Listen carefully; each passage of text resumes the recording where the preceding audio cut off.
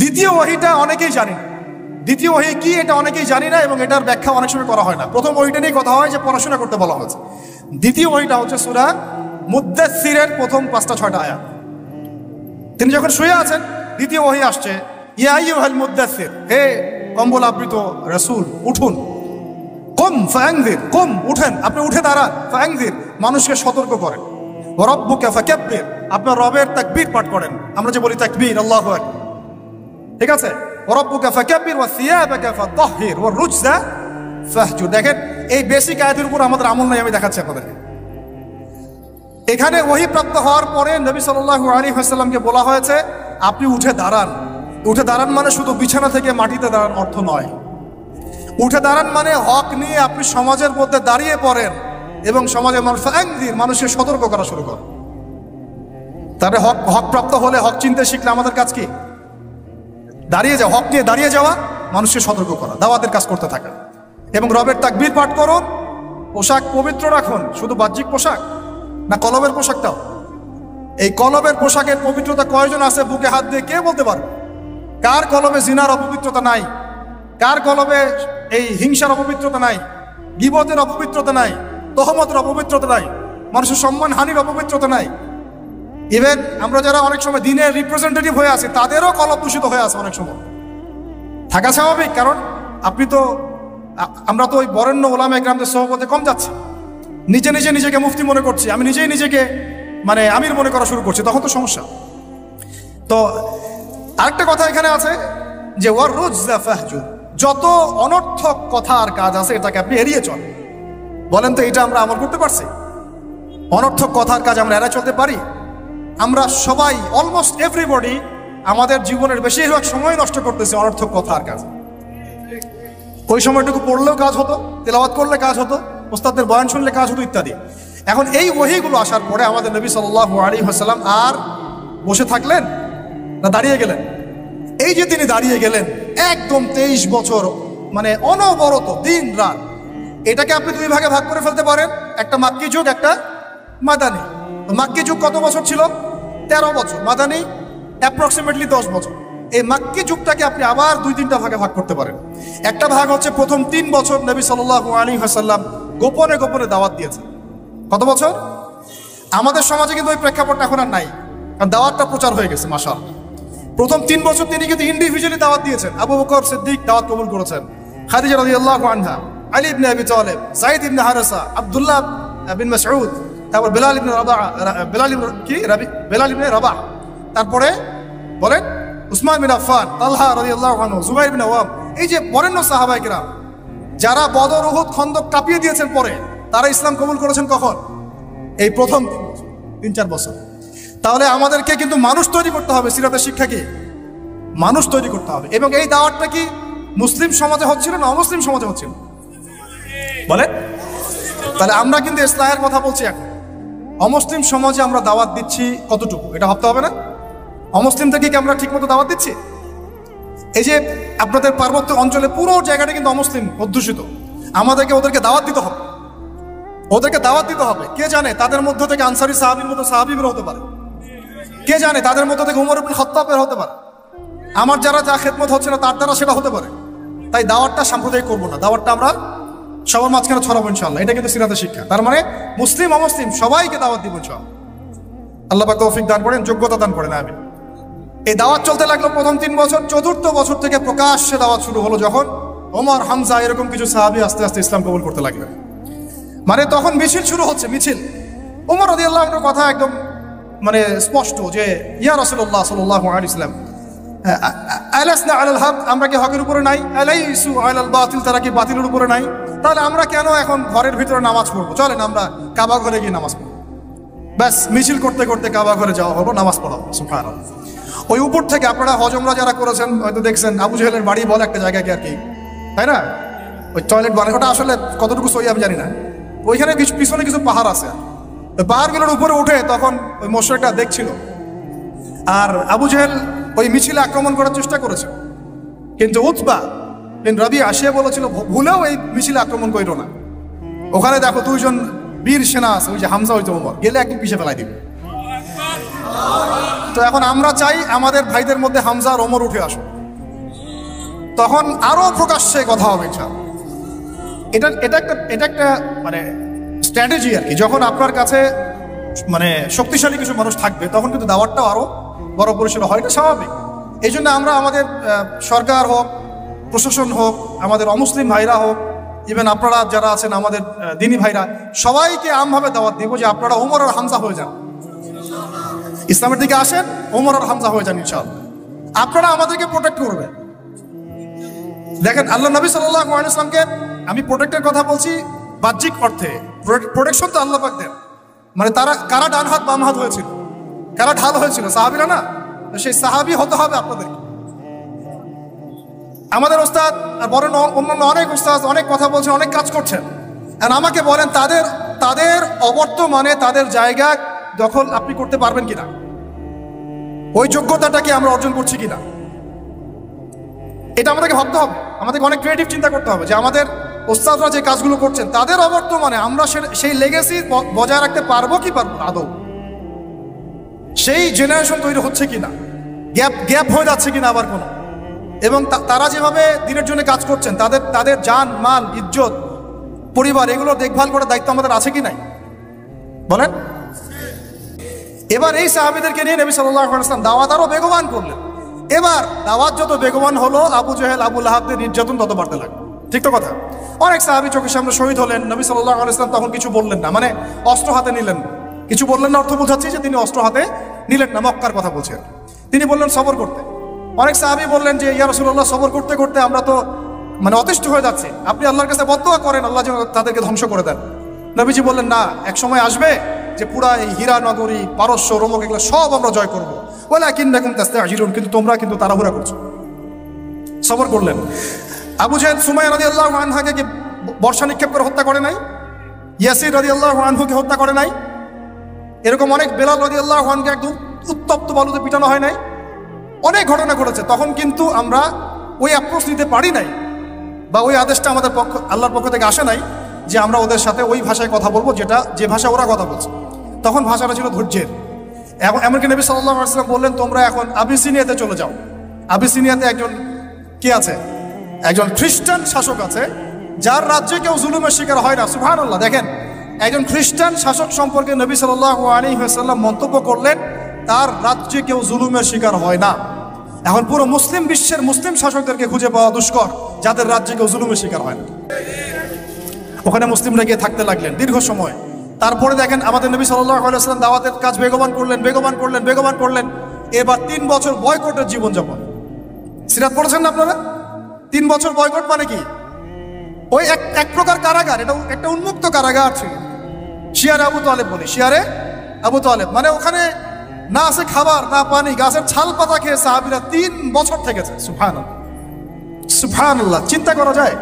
3টা বছর। তখন দেখেন কিছু অমুসলিম মানুষ আমাদেরকে হেল্প করেছেন, যেমন আবু তালেব। তিনি কিন্তু তখন মুসলিম হন নাই, কিন্তু হেল্প করেছেন আমাদের। এত হেল্প করেছেন যেটা হয়তো আপনি কেউ করতে পারেনি ইসলামকে। চাচা আবু তালেব মুসলিম না হয়ে ইসলামকে যে পরিমাণ হেল্প করেছেন, সহযোগিতা করেছেন, নিরাপত্তার চেষ্টা করেছেন, ওটা কিন্তু আমরাও করতে পারিনি শেষ পর্যন্ত। তারপরেও তিনি জান্নাতে যেতে পারছেন না। সুবহানাল্লাহ।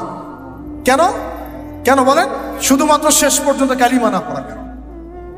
তাহলে আমরা কি একটু কৃতজ্ঞ হব না যে আল্লাহ পাক আমাদেরকে মুসলিম পরিবারে আমাদেরকে জিজ্ঞাসা না করেই জন্ম দিয়েছেন? একটু ভাবতে হবে এগুলো ভাই। আত্মসমালোচনা খুব জরুরি জিনিস। যখন এগুলো আপনার ভিতরে চলে আসবে, কাজের কথা আপনাকে বলতে হবে না, আপনি নিজেই ছুটবেন ইনশাআল্লাহ। তো দেখুন, চাচা আবু তালেবের মতো অনেক মানুষ আমাদের দরকার, এটা কিন্তু ইঙ্গিত এসেছে লেকচারের মধ্যে, এর আগে ওস্তাদ বলেছেন। তো আমাদেরকে এ ধরনের মানুষদেরকেও দাওয়াত দিতে হবে।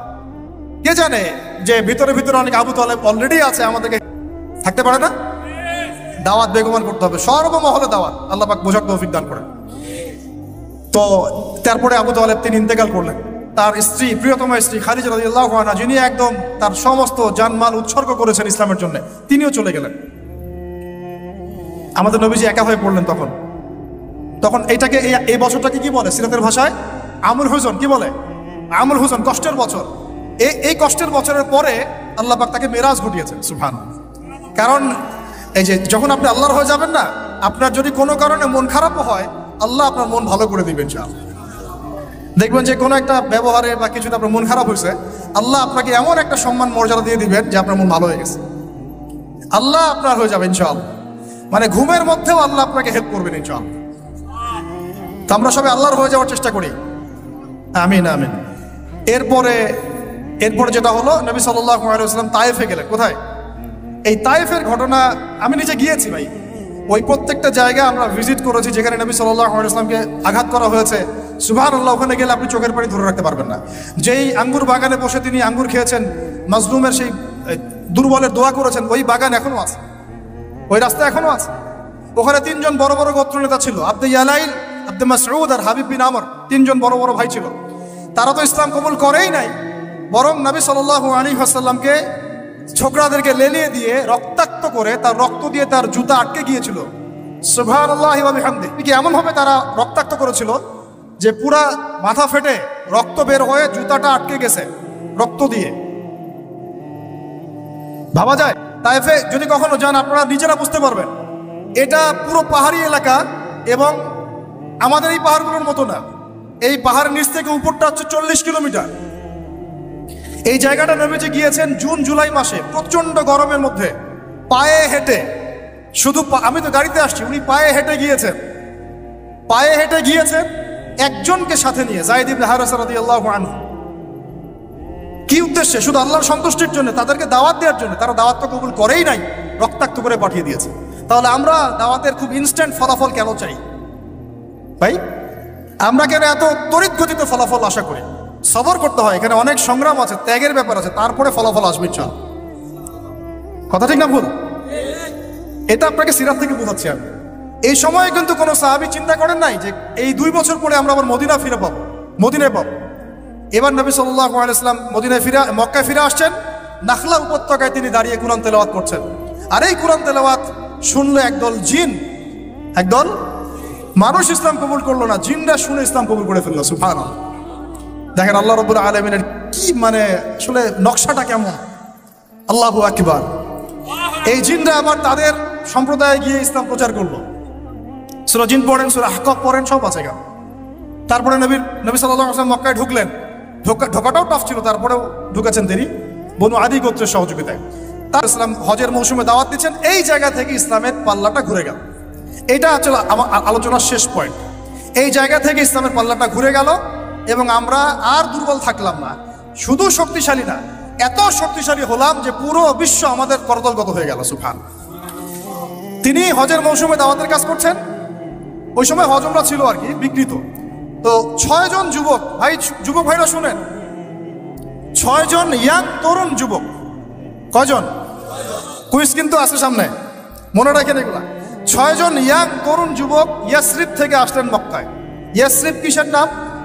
মদিনার নাম। 6 জনের লিডারের নাম হচ্ছে আসাদ বিন জুরারা। কি নাম? রাদিয়াল্লাহু আনহু।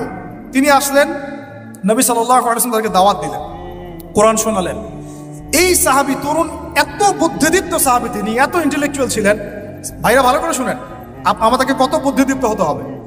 তিনি আগেই মদিনার ইহুদিদের কাছে শুনেছিলেন কোন এক সময় যে শেষ জামানায় একজন নবী আসবেন যার নাম হবে আহমদ। কি নাম হবে? এবং উচ্চ বংশ থেকে আসবে, উচ্চ বংশ থেকে। তার চরিত্রের ব্যাপারে সবাই সার্টিফিকেট দিবে, তার চরিত্র একদম পবিত্র। তো এই সাহাবী এটা শুনেছেন আগেই, কারণ মদিনায় তখন ছিল বনু কুরাইজা, বনু কাইনুকা, বনু নাজির, এই 3টা গোত্র তারা সেখানে কিন্তু আগে থেকেই ছিল। এখানেও প্রশ্ন আছে, তারা আগে থেকে ওখানে কি করছিল? তার আগে থেকে সেখানে শেষ নবীর অপেক্ষাই করছিল। কথা বুঝতে পারছেন? ঠিক যেমন এখন তারা সব জায়গা বাদ দিয়ে ওই ইসরায়েলে, প্যালেস্টাইনে কি করে, বাইতুল মুকাদ্দাসে কি করে, তারা ওদের তথাকথিত মাসিহের অপেক্ষা করতেছে। ঠিক যেমন মদিনায় তারা অপেক্ষা করছিল শেষ নবীর, ওই রকম তারা এখন প্যালেস্টাইন অপেক্ষা করতেছে কার? তাদের তথাকথিত মাসিহ বা ত্রাণকর্তার, যাকে আমরা আমাদের ভাষায় বলি মাসিহুদ দাজ্জাল। বুঝতে পারছেন সবকিছুর লিঙ্কটা কোথায়? তাই এখন এই 6 জন সাহাবী যখন এটা জানতেন যে হ্যাঁ একজন নবী আসবেন, শোনা মাত্রই কাল বিলম্ব না করে ইসলাম কবুল করে ফেলুন। হক পেয়ে গেলে আর কাল বিলম্ব করা যাবে না, চলে আসতে হবে। ঠিক আছে, এগুলো শিক্ষা। তারপরে তারা চলে গিয়ে পরের বছর আরো 6 জনকে নিয়ে আসলেন, মোট 12 জন হলো। আস্তে আস্তে দেখেন আমাদের দিকে পাল্লা করতেছে। এই 12 জন এসে নবী সাল্লাল্লাহু আলাইহি ওয়াসাল্লামকে রিকোয়েস্ট করলেন যে আপনার সাহাবীদের মধ্যে একজনকে পাঠিয়ে দেন যিনি আমাদেরকে মদিনায় দিন শিখাবেন। নবী সাল্লাল্লাহু আলাইহি ওয়াসাল্লাম দেখেন তখন আবু বকর, ওমর, ওসমান, আলী সব সাহাবী ছিলেন। তিনি পাঠালেন এমন একজন সাহাবীকে যাকে ধনীর দুলাল বলা হতো, ইসলাম কবুল করার পরে সব ছেড়ে দিয়েছে। সুবহানাল্লাহ। মুসআব বিন উমাইর রাদিয়াল্লাহু আনহু। ঈর্ষণীয় জীবন, ঈর্ষণীয় জীবন, মানে সুবহানাল্লাহ। তিনি উহুদের যুদ্ধে শাহাদাত বরণ করেছেন। মুসআব বিন উমাইর রাদিয়াল্লাহু আনহু, এটা পরে আসতেছে। তো তাকে পাঠিয়ে দেওয়া হলো এই যে মদিনায়। এখন আপনি মদিনায় যান, লাখ লাখ মানুষ নামাজ পড়তেছে এবং এটা মানে প্রায় 1400 বছর থেকে চলে আসতেছে, তাই না? 1400-1500 বছর থেকে এত মানুষ, এত সুন্দর পরিবেশ, এত সুন্দর নামাজ কেরাত। মদিনায় গেলে মনটা ভালো হয়ে যায়, ঠিক আছে? এত সুন্দর রুহানিয়াত একটা। এই মদিনায় ইসলামের দরজাই খুলে গেল মুসআব বিন উমাইর রাদিয়াল্লাহু আনহুর মাধ্যমে। আল্লাহ পাক তাকে কবুল করেছেন। দেখেন, তা আমাদেরকে যুব ভাইদের মধ্যে মুসআব বিন উমাইর বের করতে হবে, তাই না? এটা কি এখন শুধু ফেসবুক স্ক্রল করলেই হবে? না, আমার ইলম অর্জন করতে হবে ভাই। ওস্তাদ লাগবে না, মুরব্বী লাগবে না, পড়াশোনা করতে হবে না? পড়াশোনাটা খুব বেশি ইম্পর্টেন্ট। এর পাশে বাকি কাজগুলো আপনি সমন্বয় করে করবেন। তো তিনি দাওয়াতের কাজ করলেন মাত্র 1 বছরে। কত বছর? মাত্র 1 বছরের ব্যবধানে 75টা পরিবার ইসলাম কবুল করেছে। এবং সেখানে সাদ বিন মুআজ রাদিয়াল্লাহু আনহুর মতো বড় নেতাও ছিলেন, মানে যার কথার একটা ভ্যালু আছে সমাজে। এরকম বড় বড় সাহাবীও ছিলেন। এবার তারা চলে আসলেন পরের বছর মক্কায়, এসে হাতে হাত রেখে বায়াত করলেন। কি করলেন? আপনারা তো দিন কায়েম করতে চান, তাই না? কার হাতে বায়াত করেছেন? হ্যাঁ, মুরব্বী কে আপনার? প্রশ্ন আছে অনেক। জামাআয় মারার কথা বলছি না, এখানে অনেক সুন্নাহ আছে। এখানে আমি এটার ফিকহি মাসালা যেতে যাচ্ছি না, যেটা কতটুকু জায়েজ না জায়েজ বা ফরজ ওয়াজিব সুন্নাত মুস্তাহাব, এটা না। দেখেন, আমরা দাড়ি কেউ কেটে ফেলি না, ফেটি? হ্যাঁ, আমরা কি দস্তরখানা ছাড়া খাওয়া দাওয়া করি? কেউ করি না, কিন্তু মেসওয়াক সবাই করি। তো এখন আপনি এত গুরুত্বের সাথে মেসওয়াক করেন কেন? এত গুরুত্বের সাথে আপনি সুন্নাহগুলো রাখেন কেন? দস্তরখানার ব্যাপারে এত আপনি কেন গুরুত্ব দেন কেন? কারণ প্রত্যেকটা সুন্নাহ আপনি আমল করতে চান, তাই না? তো দেখেন, কোন সাহাবী নবী সাল্লাল্লাহু আলাইহি ওয়াসাল্লামের হাতে বায়াত ছাড়া দিন কবুলও করেন নাই, কোন সারিয়াও বায়াত ছাড়া হয় নাই, কোন জিহাদও বায়াত ছাড়া হয় নাই। যতক্ষণ পর্যন্ত আমরা ধর্মীয় এবং বৈষয়িক উভয় জীবনে ইসলামকে মানতে পারছি না, পরিপূর্ণ মুসলমান হতে পারি নাই। আমরা মুখে লা ইলাহা ইল্লাল্লাহ বললেও আমরা কিন্তু আবু জেহেল মার্কা মুসলমান হয়ে থাকবো। তো আসুন, এখান থেকে আপনাদেরকে 3টা বিষয় আমি একটু বোঝানোর চেষ্টা করি। 1 নাম্বার, আমার খুব ক্ষুদ্র জ্ঞানে আমি একটা বিষয় অবজার্ভ করেছি যে পুরো ওয়ার্ল্ডে এখন মানুষ বেসিক্যালি এই দিন শব্দকে কেন্দ্র করে 3টা ভাগে ভাগ হয়ে গেছে। কয়টা ভাগে ভাই?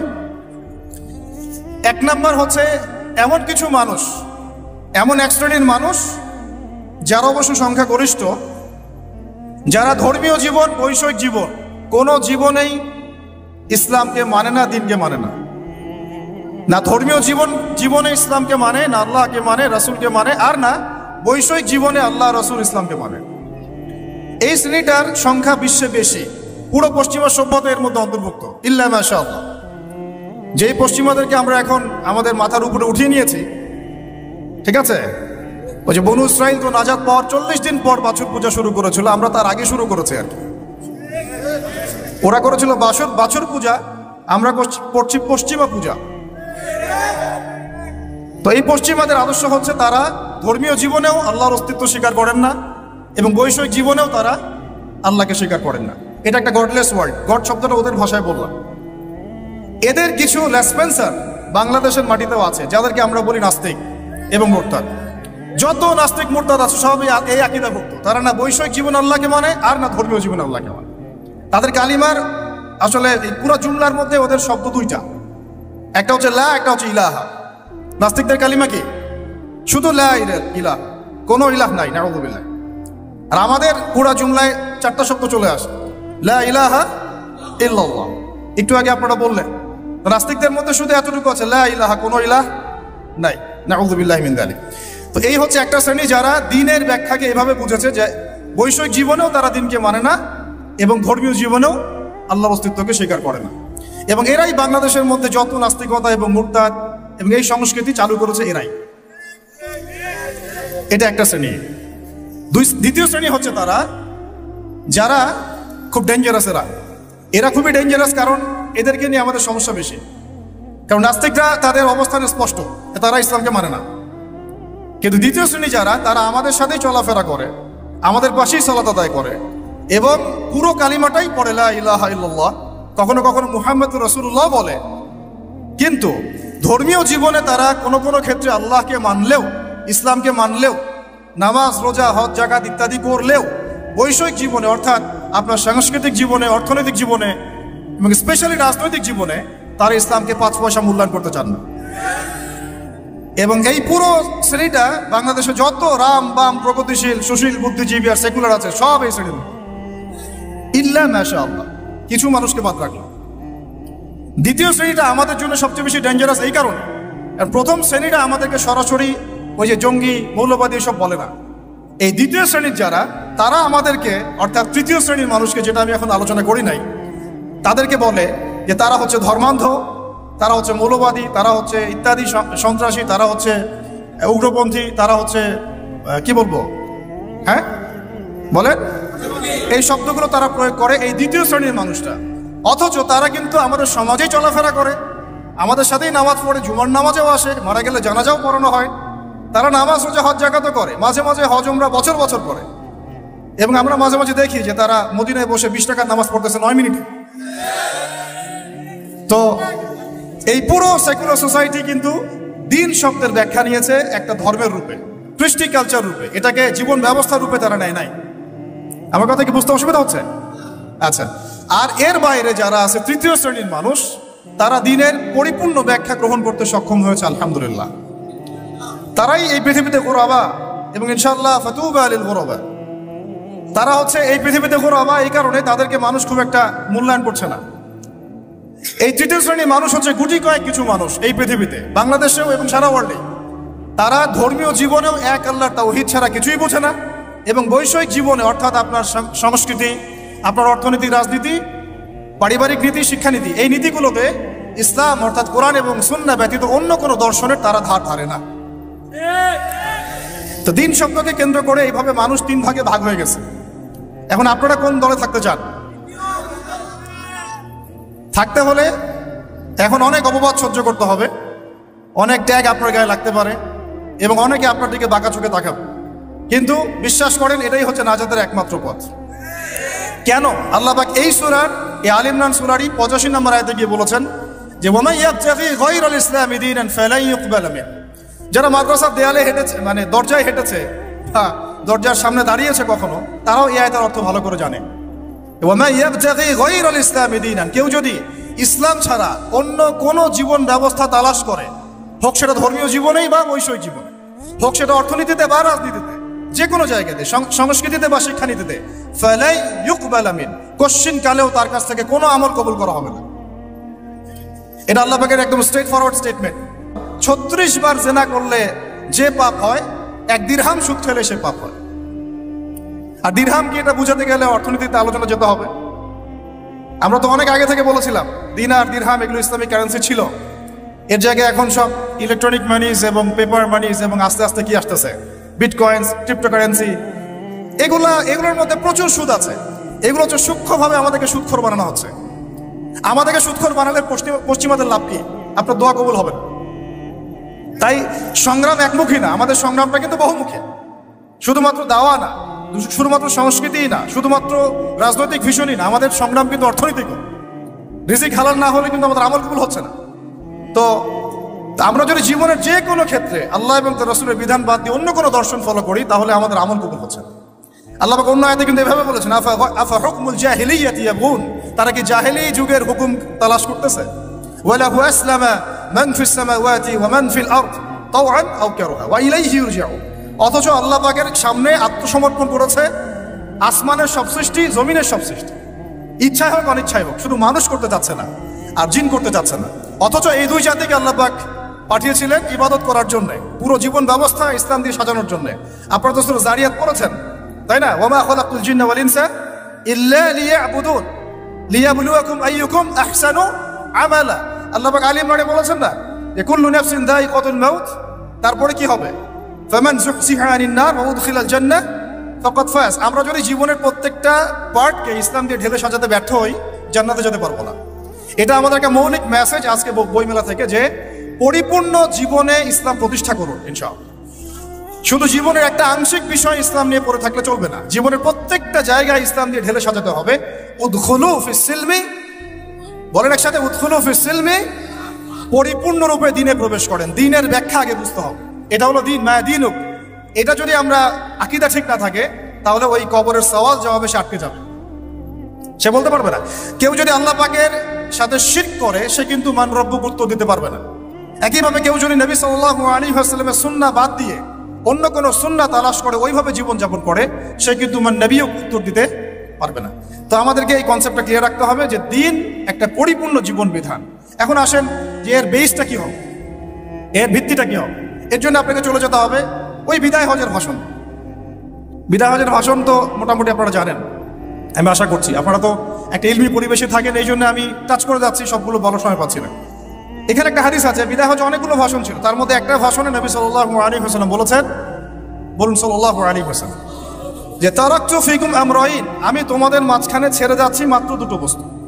লান তাদিল্লু মা তামাসসাকতুম বিহিমা, তোমরা কোশ্চিন কালেও পথভ্রষ্ট হবে না যতদিন পর্যন্ত এই দুটাকে আঁকড়ে ধরে থাকবে। এই দুটা কি?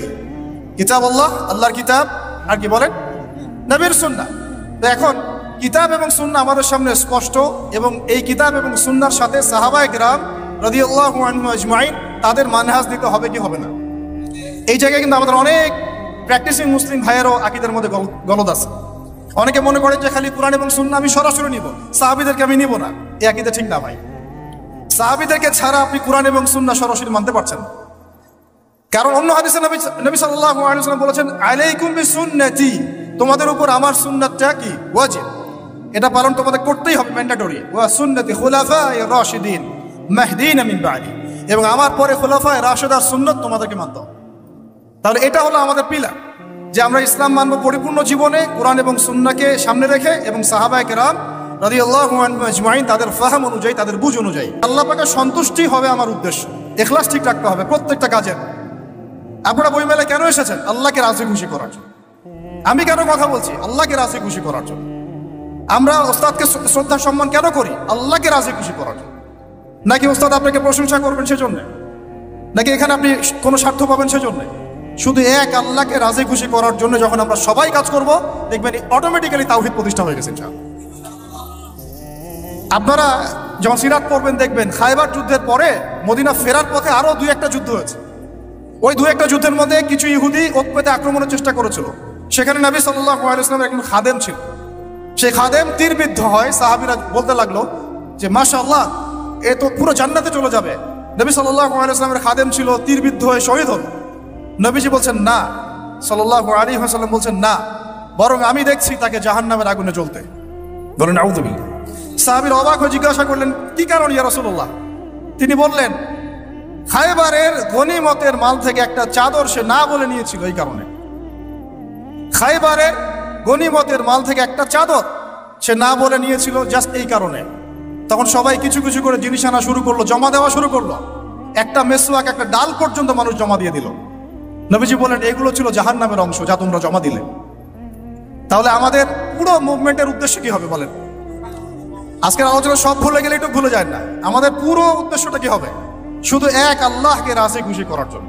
এই উদ্দেশ্য থাকলে তখন আপনি আমির মানতেও সমস্যা হবে না, জামায়াতে আসতেও সমস্যা হবে না, ইমারতেও সমস্যা হবে না, আপনার বায়াত দিতেও সমস্যা হবে। এখানে যদি স্বার্থ থাকে তখন আপনি কিন্তু এখানে এড়াই যাবেন না। আমি কেন তাকে মানবো? আমি কি কম বড় আলেম? হ্যাঁ, আমি কেন জামায়ায় যাব? আমার কি আলাদা জামায়াত করার সুযোগ নাই? আমি কি সিরাত কম বুঝি? আমি কি দিন কায়েম কম বুঝি? আমি কেন ঐক্যের জন্য নরম হব? আমি কি বেহকের উপর আছি? এই যে বিষয়গুলো তখনই আসে যখন ইখলাস ঠিক থাকে না। ইখলাস ঠিক না থাকলে কোনো কাজের বারাকা আসবে না। আল্লাহ পাক আমাদেরকে বোঝার তৌফিক দান করেন। 2 নম্বর হচ্ছে ভাই, যে আমল যেহেতু বললেন দিন কায়েম একটা ইবাদত, তাহলে ইবাদত করতে হবে কার তরিকা অনুযায়ী? বলেন। এটা আপনারা সবাই এক বাক্যে স্বীকার করছেন, নবী সাল্লাল্লাহু আলাইহি ওয়াসাল্লামের সুন্নাত এবং তরিকা ছাড়া দিন কায়েমটা ইবাদত বলে গণ্য হবে না। সেটা আমার একটা ব্যর্থ প্রচেষ্টাও হয়ে যেতে পারে। সূরা কাহফে একটা আয়াত আছে কিন্তু, ওই যে কিছু মানুষ মনে করে তারা খুব সুন্দর আমল করছে, ওয়াহুম ইয়াহসাবুনা আন্নাহুম ইউহসিনুনা সুনুআ। এদের ব্যাপারে আল্লাহ পাক বলেছেন, কুল হাল নুনাব্বিউকুম বিল আখসারিনা আমাল, সবচেয়ে ক্ষতিগ্রস্ত আমলকারী সম্পর্কে আমি জানাবো কিনা। এটা তারা যারা দুনিয়াতে অনেক সুন্দর আমল করে, মনে করে আমরা অনেক সুন্দর আমল করছি, অথচ ওদের আমল বিফল হয়ে গেছে, ইখলাস ঠিক না থাকার কারণে, নবীর তরিকা অনুযায়ী না হওয়ার কারণে। তাহলে এখন যদি আমরা এগ্রি করি যে হ্যাঁ দিন কায়েমটা নবী সাল্লাল্লাহু আলাইহি ওয়াসাল্লামের পদ্ধতিতেই করতে হবে, তাহলে আমাকে সিরাতে আসতে হবে কি আসতে হবে না? সুন্নাতে আসতে হবে কি আসতে হবে না? বরং আমি বলবো এভাবে যে সিরাতের সুন্নতে আসতে হবে, সিরাতের সুন্নতে আসতে হবে, দিন কায়েম করতে হবে, অন্য কোনো সুন্নত নাই আমাদের সামনে। এখন অনেক ভাই কেউ বলছেন যে আব্রাহাম লিঙ্কনের তরিকাতেই দিন কায়েম হবে, কি যুক্তি তো তারা দিচ্ছেন অনেক। কেউ বলছেন যে আরে ভাই নাই মামার চেয়ে তো কানা মামা ভালো। কেউ বলছেন ভাই আগে এত পুরো রুটির দিকে তাকানোর দরকার কি, রুটির দু একটা টুকরা হইলে তো হয়। এবং তাদেরকে পশ্চিমারা খুব সহজেই কিন্তু বাগে আনতে পারবে, 10টা করে সিট দিয়ে দিবে, ভাগ করে নেন আপনারা 60টা সিট, তারাও সন্তুষ্ট যে আমরা তো আগে কিছুই পাইতাম না, অন্তত এখন 50টা তো পাইছি। বিশ্বাস করেন, আমি কেন বড় বড় আল্লাহর ওলিকেও যদি আপনি সিস্টেমের মধ্য দিয়ে ওখানে প্রেসিডেন্ট হিসেবে বসায় দেন, সে একজন বান্দা গরু ছাড়া কিছুই করতে পারবে। আমরা বলছি সিরাতে সুন্নতে গেলে পুরো রুটিটাই আমাদের হবে, রুটির টুকরা আমরা চাই না, পুরো রুটিটাই চাই। রুটি আমার, তুমি খাইলে খাও, না খাইলে যাও, সোজা কথা। সিরাতে সুন্নতে আসলে আপনি পুরোটাই পাবেন। এখন কেউ বলছে আব্রাহাম লিঙ্কনের তরিকাতেই হবে, হয়তো বুঝের কিছু ঘাটতি থাকতে পারে, এটা একাডেমিক আলোচনা ওস্তাদ বলেছেন, এটা আমরা কিন্তু সবাই সমালোচনা করতে যাব না।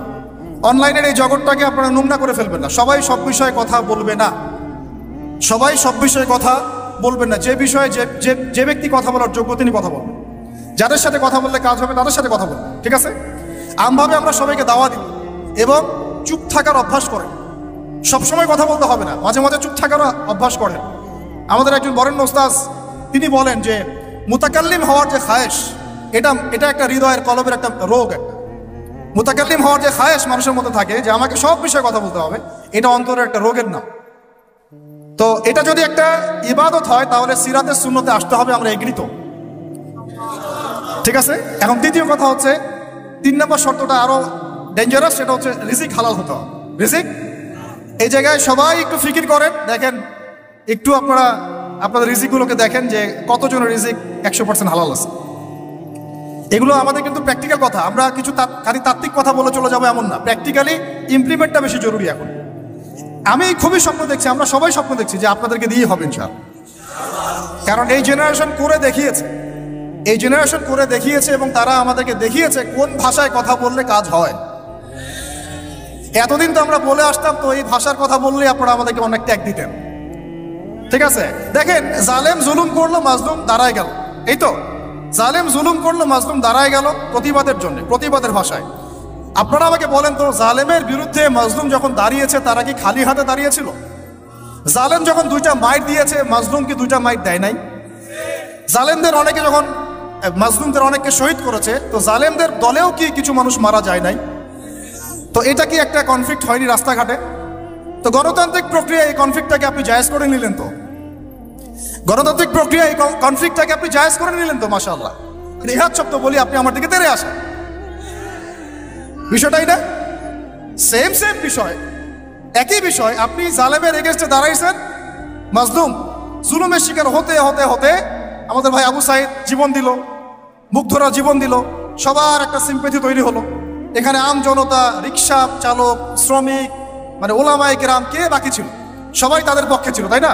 কেউ লিখেছে, কেউ বলেছে, কেউ মাঠে ছিল, তারা ছিল মাজলুম। দেয়ালে পিঠ থেকে গেছে, তখন তারা কিন্তু হাতে কিছু না কিছু তো উঠিয়েছিল, নাকি উঠায় নাই? উঠিয়ে তারা একটা প্রতিবাদের ভাষা আমাদেরকে দেখিয়েছে, এইভাবে প্রতিবাদ করতে হয়। আমাদের বাংলার মাটিতে ধর্মীয় অঙ্গনের শিরক আছে, কবর পূজা, মাজার পূজা আছে না? রাজনৈতিক অঙ্গনের শিরক আছে, কি শিরক? আল্লাহর বিধান বাদ দিয়ে তাগুতি বিধানে দাসত্ব করা। অর্থনৈতিক অঙ্গনের শিরক আছে, আল্লাহর হালালকে হারাম করে ওইটাকে আবার বেশি উত্তম মনে করা। এগুলো কি ঈমান ভঙ্গের কারণের মধ্যে পড়ে না? আপনারা তো জানেন। তারপরে সংস্কৃতির মধ্যে শিরক নাই, আর শিক্ষার শিরক তো আপনারা দেখতেই পাচ্ছেন। শিক্ষার মধ্যে কি কি শিরক আছে? এখন তো আপনাকে ট্রান্সজেন্ডার পড়তে হবে, টেক্সট বইয়ের মধ্যে চলে আসতেছে, কি করবেন আপনি? তো প্রত্যেকটা ডিপার্টমেন্ট, আমাদের ডিপার্টমেন্ট এই কয়টাই, ব্যক্তি জীবন, ধর্মীয় জীবন, পারিবারিক, অর্থনৈতিক, শিক্ষা, সংস্কৃতি, রাজনীতি, প্রত্যেকটা ডিপার্টমেন্টে শিরক আছে বাংলাদেশে। তাহলে আইয়ামে জাহিলিয়াতের ওই শিরক না হয় একটা ধর্মীয় প্রেক্ষাপটে ছিল, এটা তো পুরো একটা গ্লোবাল প্রেক্ষাপটে শিরক হয়ে যাচ্ছে। তাহলে আমরা কি এখন আইয়ামে জাহিলিয়াত থেকে এই সেন্সে মুক্ত হতে পেরেছি? দ্বিতীয় প্রবলেম ছিল রিবা। আইয়ামে জাহিলিয়াতের দ্বিতীয় প্রবলেম রিবা। এখন আপনি যে কোনো ব্যাংকের দিকে তাকান বা ব্যাংকিং সিস্টেমের দিকে তাকান, ইনক্লুডিং ওয়ার্ল্ড ব্যাংক, IMF, তারপরে আপনার ফেডারেল রিজার্ভ এবং আমাদের সেন্ট্রাল ব্যাংকগুলো, ইকোনমিক্স নিয়ে আমরা পড়েছি ভাই, না পড়ে কথা বলছি না। ইকোনমিক্স আমাদের ইউনিভার্সিটির সাবজেক্ট। একেবারে ভিতরে গোড়ায় শিরক আছে, সুদ আছে। কি আছে? সুদ আছে, গোড়ায় সুদ আছে। এমন ভাবে সুদের অক্টোপাসে চেপে ধরেছে যে মানে আপনি যেটাই ডিল করতে যান একটা সুদের অংশ আপনাকে দিতে হবে। পশ্চিমাদের কাছে আপনি লোন নিতে যান, বিনা সুদে কোনো লোন তারা দিবে না। বরং আমরা দেখেছি খোরাসান স্বাধীন হওয়ার পরে তাদের যে রিজার্ভ ছিল ওটা তারা জব্দ করেছিল।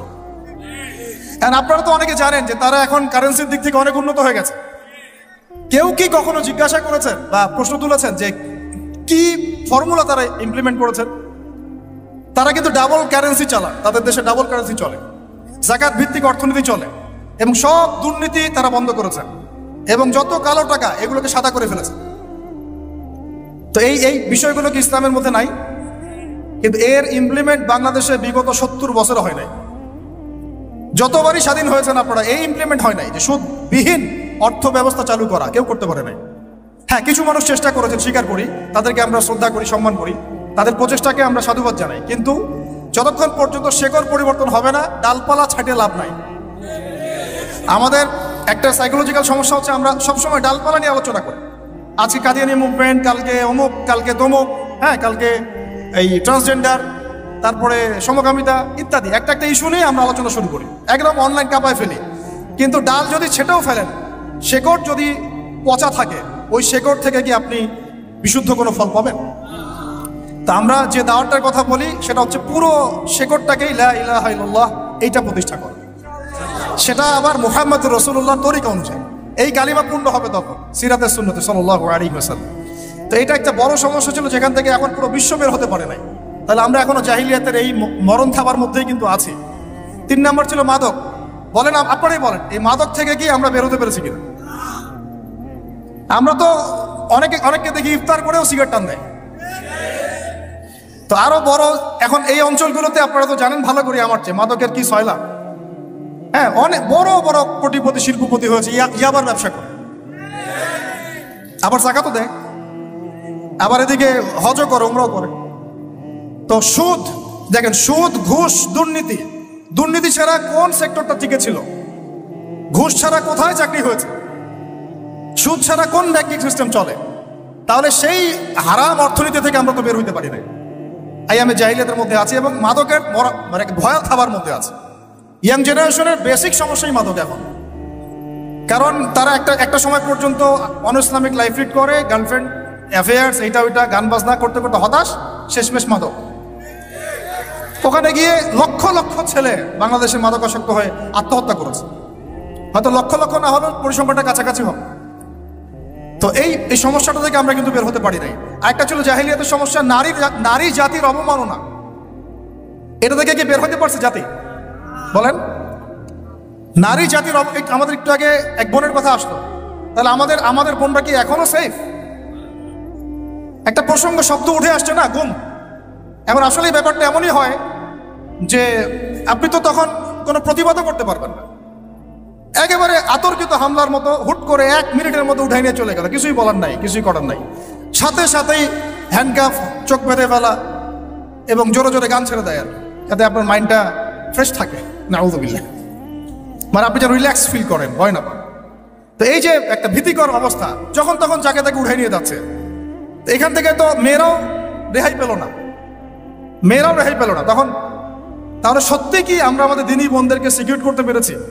ইভেন আমরা তো ভাইদেরকেও সিকিউর করতে পারি নাই। যেমন উস্তাদ করা হবে বললেন, এরপর থেকে এরকম করতে আসলে হাত ভেঙে দেওয়া হবে,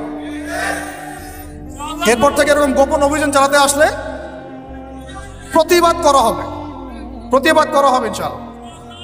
কারণ যদি একজন মানুষ অপরাধ করেই থাকে, আপনি সরাসরি মামলা দায়ের করে তার বিরুদ্ধে ব্যবস্থা নেন।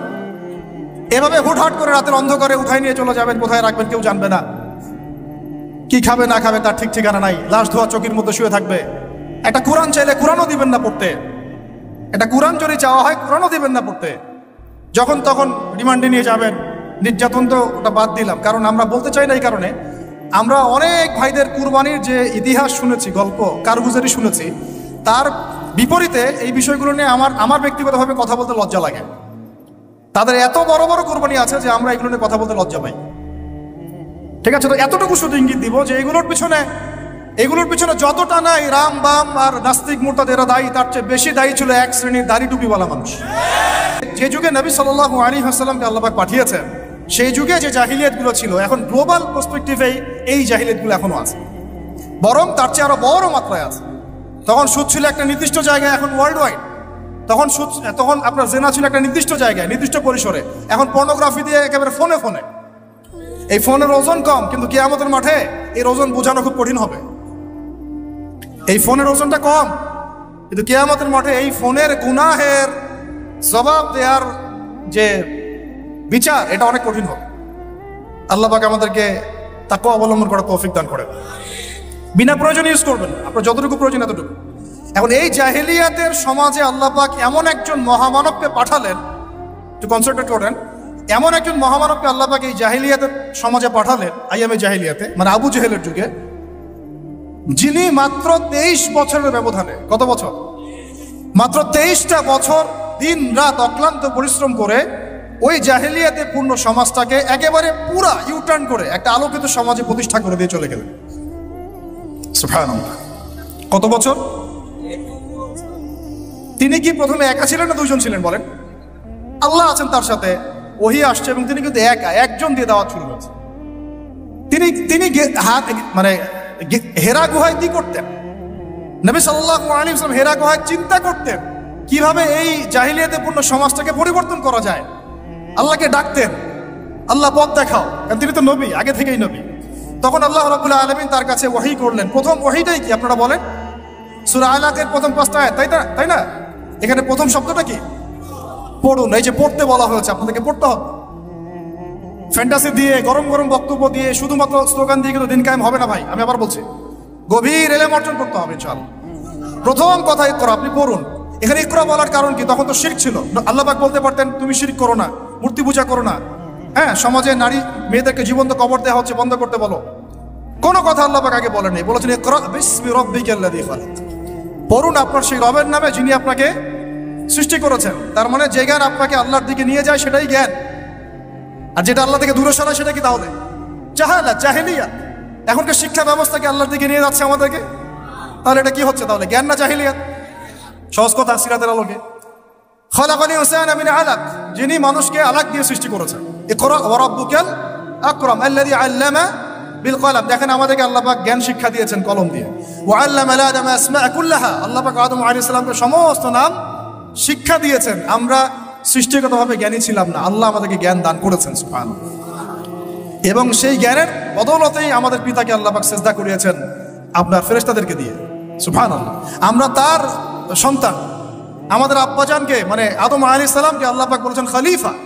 আল্লাহ পাক বলেন নাই যে আমি পৃথিবীতে ইন্নী জাইলুন ফিল আরদি খলিফা, এটা আল্লাহ পাক বলেছেন। আল্লাহ পাক এটা বলেন নাই আমি পৃথিবীতে মানুষ পাঠাতে চাই, পৃথিবীতে আমি নতুন কোনো প্রাণী বা মাখলুক পাঠাতে চাই, এমনটা আল্লাহ পাক বলেন না। আল্লাহ বলছেন আমাদের পিতাকে খলিফা। খলিফা মানে যিনি জমিনে আল্লাহর বিধান প্রতিষ্ঠা করেন। ঠিক যেমন দাউদ আলাইহিস সালামকে আল্লাহ পাক বলেছেন ইয়া দাউদ ইন্না জাআলনাকা খলিফাতান ফিল আরদ ফাহকুম বাইনান নাসি বিল হক ওয়া লা তাত্তাবি'ল হাওয়া ইউদিল্লাকা আন সাবিলিল্লাহ। হে দাউদ, আমি তোমাকে পৃথিবীতে আমার খলিফা করেছি, তোমার কাজ পৃথিবীতে ইনসাফ প্রতিষ্ঠা করা, হক প্রতিষ্ঠা করা। হকের মানদণ্ড কি? আল্লাহ পাকের ওয়াহি, আল্লাহর ওয়াহি দিয়ে তুমি মানুষের মাঝে বিচার ফয়সালা করবা, এটাই হলো হক প্রতিষ্ঠা করা। যদি না করো, প্রবৃত্তির তাড়না অনুসরণ করো, মানে মানব রচিত বিধান অনুসরণ করো, তাহলে ইউদিল্লাকা আন সাবিলিল্লাহ, আল্লাহর রাস্তা থেকে এটা তোমাকে সরাই নিয়ে যাবে। বলেন আমরা এখন খলিফা শব্দটাই ভুলে গেছি, আর খলিফা থেকে যে খিলাফা আসছে এই শব্দ বলতেও ভয় পাচ্ছি। বাংলাদেশের ইয়াং জেনারেশন এখন যারা মানে ইসলাম প্র্যাকটিস করছে তাদের অনেকেও নামাজ, রোজা, হজ, যাকাত এই শব্দগুলোকে যেভাবে রিসিভ করেন, শরিয়া, ইমারা, খিলাফা রিসিভ করতে পারেন না। কারণ এর ব্যর্থতার দায় আমাকে নিজের উপর নিতে হবে, কারণ আমি হয়তো বিগত 5 বছরে তাকে এই শব্দগুলো শোনাতে পারি নাই।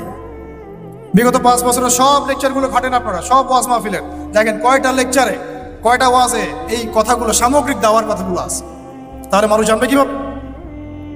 তো নবী সাল্লাল্লাহু আলাইহি ওয়াসাল্লামের কাছে প্রথম ওহী আসছে পড়াশোনা কেন্দ্রিক। ভাই আমাদেরকে পড়াশোনা করতে হবে, আর এই পড়াশোনার জন্য এই মেলা বই যে আয়োজনগুলো হচ্ছে এগুলো কিন্তু আমাদের পড়াশোনার জন্য।